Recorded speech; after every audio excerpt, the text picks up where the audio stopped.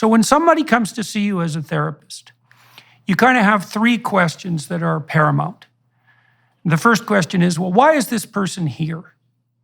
And you don't know. Now, what you assume is something generically, is something like, well, this person is suffering and confused for some reason to the point where that's become unbearable enough that they want to seek outside help. And that's not trivial because people generally don't seek outside help unless they're pretty desperate. So the first question is, well, this person is suffering, why? And then the next question is, well, is that something, it goes along with why, is that something that's intrinsic to them? So is there something wrong with them, say, in relationship to a mental illness or a physical illness? Or is there something about their situation that would make anybody miserable if they were in the same situation? And then the third thing is, well, having sorted out that the person is miserable and why they're miserable, what could be done about it?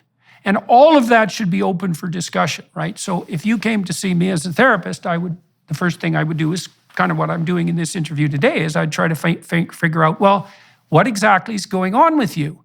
And you see, that's different than affirming your identity, right?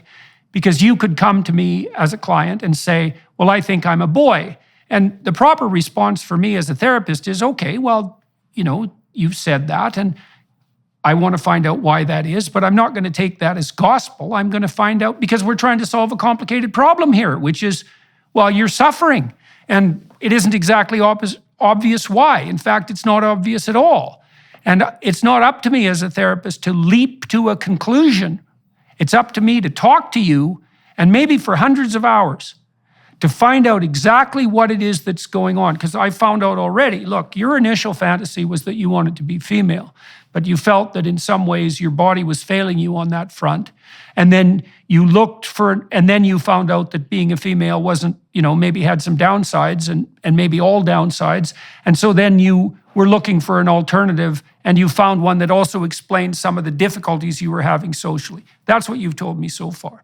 Okay, but that doesn't mean we know what to do about it yet, right? We've laid out the problem landscape, but the logical conclusion of that isn't you're a boy and you should go on puberty blockers and then move towards surgery, right? We're nowhere near that.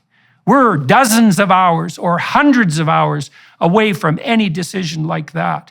And so, so that's what should have happened to you when you went for therapy. You should have had the time to lay out the whole problem and then to have the space to explore this really deeply so that you could come to terms with what it was that how you needed to move forward.